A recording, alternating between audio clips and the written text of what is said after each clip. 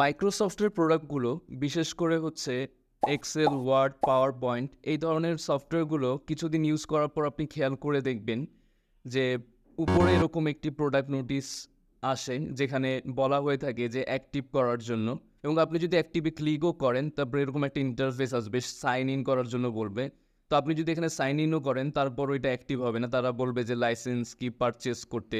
তো এখানে হচ্ছে আপনাকে টাকা দিয়ে কেনা ছাড়া তখন এটা ঠিক হবে না। তো আজকের ভিডিওতে দেখাবো কিভাবে ফ্রিতে একটি ট্রিক ইউজ করে আপনারা হচ্ছে এই অ্যাক্টিভ লেখাটা হচ্ছে রিমুভ করবেন। তো এই জন্য প্রথমে ফাইল ম্যানেজারে যাবেন আপনার পিসির, দেন হচ্ছে সি ড্রাইভে যাবেন, লোকাল ডিস্কের সি ড্রাইভে হচ্ছে ক্লিক করবেন।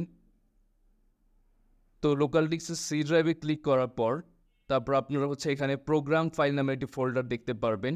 এটিতে ক্লিক করার পর নিচে স্ক্রল করলে দেখতে পারবেন যে মাইক্রোসফট অফিস নামে একটি ফোল্ডার আছে, সেটিতে ক্লিক করবেন।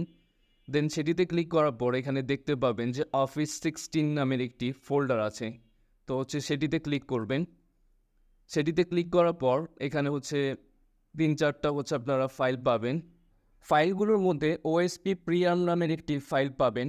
তো ফাইলটির উপর ক্লিক করে আপনার মাউসের রাইট বাটনটি ক্লিক করবেন, করলে দেখতে পারবেন এখানে সেকেন্ডে একটি অপশন আসবে রান অ্যাজ অ্যাডমিনিস্ট্রেটর, এই বাটনটিতে ক্লিক করবেন। এইভাবে হচ্ছে রান অ্যাজ অ্যাডমিনিস্ট্রেটর 3বার হচ্ছে আপনাকে ক্লিক করতে হবে। তো আমি প্রথমে একবার করলাম, দ্বিতীয় একবার করলাম, এনে তৃতীয় একবার করলাম।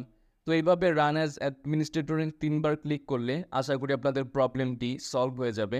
এখানে 90% সম্ভাবনা যে আপনার যে প্রবলেম অ্যাক্টিভ করার যে প্রবলেমটা এটা সলভ হয়ে যাবে।